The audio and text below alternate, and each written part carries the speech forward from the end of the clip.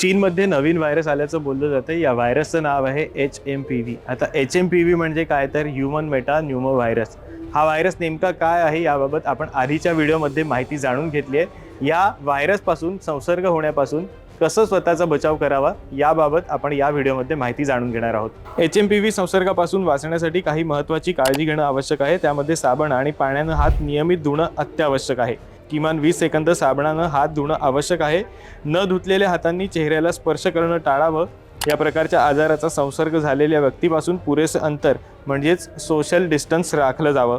दरवाजाचे handles तसंच लहान मुलांची खेळणी यासारख्या गोष्टी नियमित स्वच्छ केल्या जाव्यात. चीनमधील या नवीन HMPV म्हणजेच ह्यूमन मेटाप्न्यूमो व्हायरसची सोशल मीडियावरती मोठ्या प्रमाणावर चर्चा जरी असली तरीही वर्ल्ड हेल्थ ऑर्गनायझेशन म्हणजेच WHO याबाबत अधिकृत कोणतीही माहिती अद्याप दिलेली नाही. तुम्हाला याबाबत काय वाटतं आम्हाला कमेंट बॉक्समध्ये नक्की कळवा. आमच्या सगळ्या सोशल मीडिया प्लॅटफॉर्म्सना फॉलो आणि सबस्क्राईब करायला विसरू नका.